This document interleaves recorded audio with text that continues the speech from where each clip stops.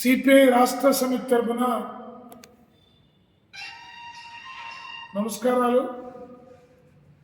ఈరోజు ప్రెస్ మీట్లో ఉన్నటువంటి ప్రధానమైనటువంటి ఉద్దేశాలు ప్రధానంగా రెండు ఉన్నాయి. వాటిల్లో ఈ నెల 12వ తేదీన దేశవ్యాప్తంగా అన్ని కార్మిక సంఘాలు, ఉద్యోగ సంఘాలు కలిపి సార్వత్రిక సమ్మెని పిలుపునివ్వటం అనేది జరిగింది. ఈ సార్వత్రిక సమ్మె పిలుపునివ్వటంలో ప్రధానమైనటువంటి కారణం నరేంద్ర మోడీ వచ్చిన తర్వాత ఈ దేశంలో ఉన్నటువంటి కార్మిక వర్గం పైన పగబట్టినట్టుగా వ్యవహరిస్తూ దేశంలో ఉన్నటువంటి ఆర్థిక పారిశ్రామిక రంగాల్ని, కార్మిక రంగాన్ని అంబానీకి, అదానీకి తారాదత్తం చేసేటటువంటి పద్ధతుల్లో 29 కార్మిక చట్టాలను రద్దు చేసి కేవలం 4 లేబర్ కోడ్లుగా తయారు చేయడం అనేది జరిగింది. ఈ లేబర్ కోడ్ల ప్రకారం అయితే 100 మంది ఉంటే సంఘం పెట్టుకునేటటువంటి హక్కు ఉన్నటువంటిది 300 మంది కావాలి. సమ్మె చేసేటటువంటి హక్కు హరించబడుతుంది. యజమాని దయాదాక్షిణ్యాల మీద ఆధారపడి బతికేటటువంటి దుస్థితి ఈ దేశ కార్మిక వర్గాలకి, ఉద్యోగులకి ఏర్పడే ప్రమాదం ఉంది. అందువల్ల 4 లేబర్ కోడ్లు వెనక్కి తీసుకుంటావా, నువ్వు ఇంటికి వెళ్తావా అని పెద్ద ఎత్తున నిలదీస్తూ ఈ నెల 12వ తేదీన రాష్ట్ర వ్యాప్తంగా కార్మిక సంఘాలు, రైతు సంఘాలు ఆధ్వర్యంలో జరుగుతున్నటువంటి దీంట్లో రైతు సంఘం కూడా గతంలో రద్దు చేశామని దొంగ మాటలు చెప్పి మళ్ళీ ఇప్పుడు 3 వ్యవసాయ వ్యతిరేక నల్ల చట్టాలను ప్రవేశపెడతా ఉన్నాడు. అలాగే వ్యవసాయ కార్మికులకి జీవనాధారమైనటువంటి ఈ యొక్క పనికి ఆహార పథకానికి పేరు మార్చి ఆ చట్టానికి తూట్లు పడుస్తూ ఉన్నాడు. గతంలో మహాత్మా గాంధీ జాతీయ గ్రామీణ హామీ పథకాన్ని మార్చి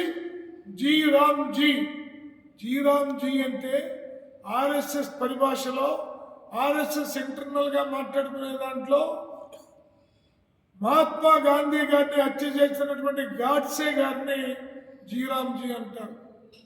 అలాంటి దుర్మార్గానికి పాల్పడుతున్నటువంటి దానికి వ్యతిరేకంగా ఈ యొక్క సార్వత్రిక సమ్మె జరుగుతుంది. దీన్ని జయప్రదం చేయమని విజ్ఞప్తి చేస్తూ ఉన్నాం. అలాగే మరో ప్రధానమైనటువంటి అంశం, ఈ రోజున దేశంలో, రాష్ట్రంలో మెడికల్ మాఫియా తీవ్రంగా విజృంభించి ప్రజల ప్రాణాలతోటి చెలగాటమాడుతూ ఉంది.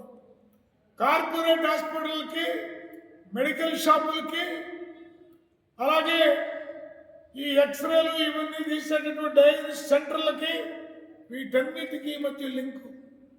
డాక్టర్ దగ్గరికి ఏదైనా జబ్బు చేసిందని, సాధారణమైన జబ్బు చేసిందని పోతే ముందు ఎక్స్రే రాస్తారు, బ్లడ్ టెస్టులు రాస్తారు, స్కానింగ్లు రాస్తారు, ఎంఆర్ఐలు రాస్తారు, ఇవన్నీ రాస్తారు.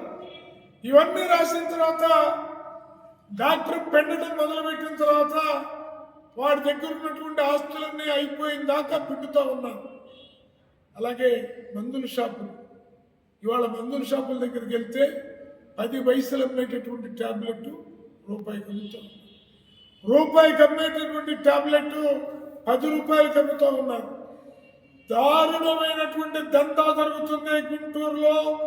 రాష్ట్రంలో ఉన్నటువంటి మెడికల్ షాపుల్లో జరుగుతున్నటువంటి దందా ప్రజల ప్రాణాలతోటి చెలగాటమాడుకుంటూ ఉంది. ప్రజల ఆర్థిక పరిస్థితుల్ని చిన్నాభిన్నం చేస్తూ ఉంది. అందుకని ఈ నెల 14వ తేదీన మెడికల్ దందాకి వ్యతిరేకంగా ఆందోళన చేపట్టబోతూ ఉన్నాం. రాష్ట్ర వ్యాప్తంగా చేపట్టబోయే ఈ మెడికల్ దందా మెడికల్ షాపుల్లో సరసరమైన ధరలకి మందులు అమ్మేంత వరకు డాక్టర్ల దగ్గర వరుస పెట్టి లిస్ట్ రాసి ఉంటారు. ఆ లిస్టు చూస్తే గుండె బయలుపోయి అసలు కంటే రోగం ఎక్కువైపోద్ది. ఆ తర్వాత ఎక్స్రేలు అంటారు, ఎంఆర్ఐ అంటారు. ఇవన్నీ కూడా దొంగల దోపిడీ అయిపోయింది డాక్టర్ల పరిస్థితి. ముఖ్యంగా గుంటూరులో, హైదరాబాదులో, రాష్ట్రంలో ఉన్నటువంటి అన్ని సెంటర్లలో మెడికల్ మాఫియాకి వ్యతిరేకంగా సిపిఐ సమర శంఖం పూరించింది. ఈ సమర శంఖం మెడికల్ మాఫియా ఆగడాలు అరికట్టేంత వరకు ముందుకు సాగుతుందని తెలియజేస్తూ, ఓ ప్రజలారా, మీరందరూ కూడా ఈ మెడికల్ మాఫియాకి వ్యతిరేకంగా సాగే పోరాటంలో ముందుకు రావాల్సిందిగా విజ్ఞప్తి చేస్తాము.